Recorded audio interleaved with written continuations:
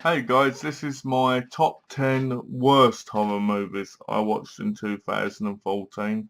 Number 10, Return to Sleepaway Camp from 2008.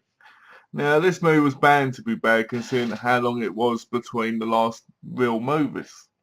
It also focused on a kid called Alan, who was a bit, I don't know, I guess he had a bit of ADHD. He liked bullying kids, but he got angry when they bullied him back or when he got bullied. So he used to run and tell tales and he'd like pull someone's hair, but not like it when they attacked him. Well, anyway, he ends up getting these frogs and they get killed and all this, and there's this killer going around killing people, and there's some good deaths in it, but overall it's like, why did they bother? The movie itself is absolutely horrendous. It's nothing like the Sleepaway Camp. It's the only good thing about it, to be honest. It's got, a couple of cameos in it from the original series. Now, if you haven't seen it, I'm not going to say it because I don't want to spoil it if you've never seen it. But it's one of those films where you just like, they could have made such a better movie than this. Number 9, My Soul to Take from Wes Craven. Wes Craven being fantastic at making horror movies, Scream, A Nightmare on Elm Street, The Last House on the Left. You expect to have a really great horror movie, but nope. You have all those teenagers basically getting killed in really boring ways. It irritated the hell out of me. It was just crap. It was boring. All I kept doing was looking at the time. It just had nothing going for it. It just felt lackluster, but nothing was really happening. Didn't like the characters. The story was terrible. The acting was bad. When you find out who the killer is, you're just like, it's just really half-assed. You just don't care about any of it. And I found it just to be absolute crap. So that's my number 9. Number 8, Unearthed from 2007. Unearthed basically has a monster coming out from underground from where there's been an accident. And it's got these people going around trying to kill it and all this other stuff about like this woman accidentally killing someone's sister on native land, the sheriff. And you just sit there going, this has no story. Now it's one of those after dark movies. It just has terrible acting. The story's slow. It's boring. Luke Goss is in it, but it is completely wasted. And you just sit there thinking, what were they thinking? You know, there's a whole lot of films that come out every year, and you just think, why did they bother making this film? It has some good actresses in it, and that who are well known in TV and other films, but overall, it's not that great. It's not worth watching.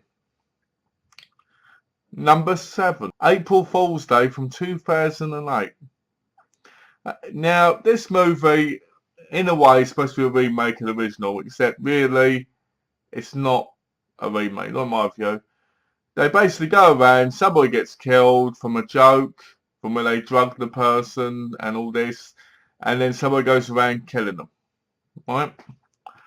So people are getting killed, and you're not seeing the deaths. You're just seeing, like, for instance, there's a bit where someone gets hit by a van, and instead of seeing them get hit by it, you see the papers go flying in the air, and you just sit there going, "Is this a horror movie or is this a big pile of crap?"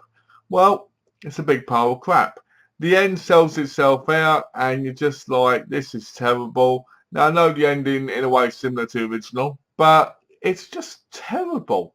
I don't know why people have to make remakes. There's some good ones out there, like My Bloody Valentine. I didn't mind that one. Or Texas Chainsaw Massacre. Not Texas Chainsaw. Texas Chainsaw Massacre from, I think it's 2003.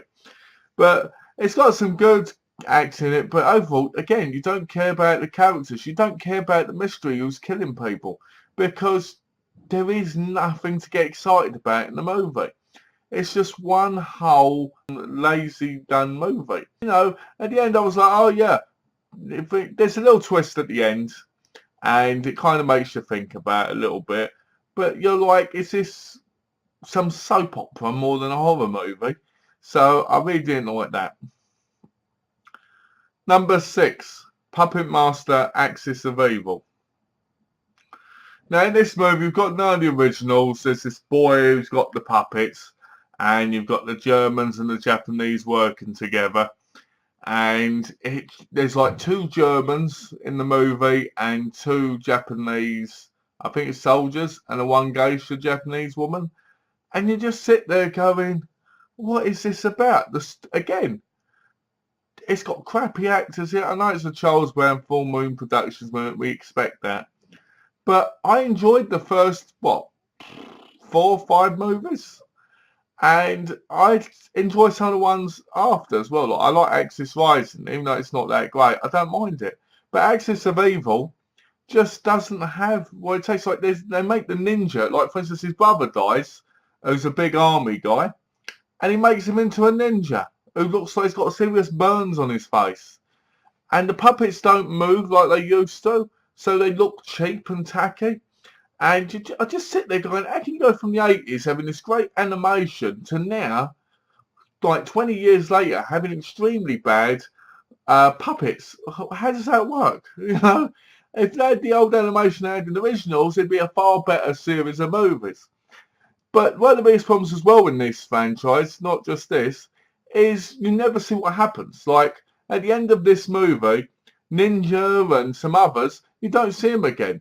And then they say it's because they blew up or something, and you're like, but that didn't happen. The biggest problem with the Quackmaster movies is that none of them make sense because they never keep the story going the way things mix around continuously.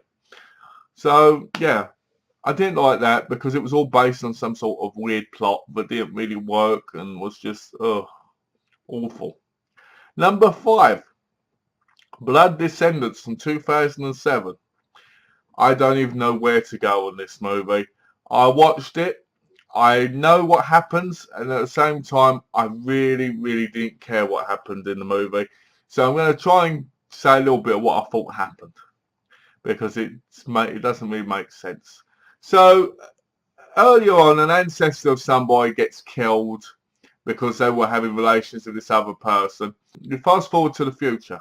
So this person's great-great niece, or whatever she is, she's dating somebody who was a part of that evil family. So that ancestor comes back and one by one starts killing them. Or they're trying to focus on what's going on. Now the killer, instead of looking like an old, I don't know, it looks like an Amish person. And he looks like he's got pizza on his face. And it's a really cheap movie. And he goes around killing them, and then he says the curse is broken at the end. And you're like, but what happened? He kills the boy, kills his dad or whatever. He says the boy can live, who's dating her. But then the boy goes to him, goes, you killed me uncle or whatever. So he kills him, then the curse is broken. And it doesn't make sense. Pile of crap. And I think it was a college-made film or something. So that makes sense. A lot of it it's all over the place. Number 4, The Quiet Ones from 2014. Now, based on a true story set in the 70s, they have this girl locked away. They're trying to get this entity into the doll so that they can see what's happening. And it's none of those movies that comes out, you know, those cheap horror movies where nothing happens. Like, you get some lights going out, you hear some noise. By now, it's so overdone that who cares? The ending is a little bit cool with the boy and everything, where he goes, because you think, oh, is he going to do some Dragon Ball shit on their ass or Mortal Kombat? Yeah. But no. You just sit there going, The girl's pretty good because it's the girl from Bates Motel. I wish I could remember her name, but I can't at the minute. But other than that, it just seems really weird. Like, there's a teacher there having a relationship with his student. There's this boy trying to get along with the girl who's got the problems. And that whole entity thing just bores you. It's not until I think the last 10, 15 minutes that anything really, really happens that you care about. Yeah, there's all this character development. Yeah, there's all this stuff being flown around the place and all this stuff happening. But nobody cares about that. We want to see a real horror. To me, this isn't real horror. This is why I put it at number 4 on my list. Number 3, Hellraiser, Bloodlines. Yeah. You knew it was coming on the list. I complained about this movie for months. Hellraiser Bloodlines has Hellraiser in space. And then it has this whole story of these people go in different generations, you see the same people again. This woman who's apparently a monster, she goes around killing the same people from different generations. Pinhead and that, they barely make any appearances, and when they do, it's boring. So you got the woman going around killing people, then she wants to work with Pinhead, and Pinhead destroys her, and you just sit there going, what's going on? And you don't care about the backstory, like this guy killed this person back in, like, let's say the 1700s. Oh, we're going to the 1800s now, the 900s, now we're going to current day. You just don't care, you know? It's just one of those movies which just sucks so bad. When you think of number 1 and 2 and you think about how great they were, and then you watch this, you're just like, ugh. Like, number 3 made me feel bad, and then I saw this one, it made me feel even worse. I own it twice. Number 2, The Heretic from 2012. This is a British movie with a priest, with a minister who goes into a house and he's trapped in the house and he sees people and he has to try and help them, but instead it's like he's in a house where he's cursed. And I wish I could say it was a good film. Unlike the other films, it has this weird thing where I guess you have to be high on pot in order to understand what's going on, because 1 minute he's talking to one person, the next minute goes into another room and there's someone else there. Somebody gets killed outside and their stuff's pushed through the letterbox. Not as exciting as it sounds. I got given the movie for free by my cousin. I watched it and it was horrendously bad. And I don't know why anyone would watch it. It reminds me, I'll tell you what it reminds me of, you know those, when you do those, films for college and they're not great and they're quite bad and they're really cheap and, you know, you're like, because you ain't got any of the equipment. That's what it reminds me of. But it has nothing else going for it. It is by far one of the worst movies I think I've ever seen in my life. And I sat for 80 odd minutes of that movie sitting there going, what's going on? I even reviewed the movie. All these movies, I've reviewed them on my channel. So check out my reviews if you want full reviews of each one. Number 1, Annabelle from 2014. I saw the movie and I was like, I didn't fancy The Conjuring. This was kind of like the prequel or sequel to that, whatever they call them nowadays. You know, before The Conjuring came Annabelle. I put it on and it started off good. You got a couple of cult people coming and killing the pill next door. That was awesome. The window scene where you look through the window and you see them getting killed as the lights go out as the other pill goes to look. Awesome. Great. I thought that was a lot of fun. I thought it was going somewhere. Then the cult people get killed and apparently the doll ends up possessed. Now the doll never moves. Its eyes change and it falls on the floor. There's a great scene in the movie which proves how crap it is. When the baby is inside one of the doors locked and the woman looks under the door to make sure the baby's all right, and there's all these books falling around the baby, and then the doll just falls on the floor, like if I dropped a doll on the floor now. Nothing happens in this movie. This movie just scrubs, like, oh, and the ending, spoiler alert. Oh, it wants my baby's soul. It needs to kill my baby. Oh, yeah, it needs this, right?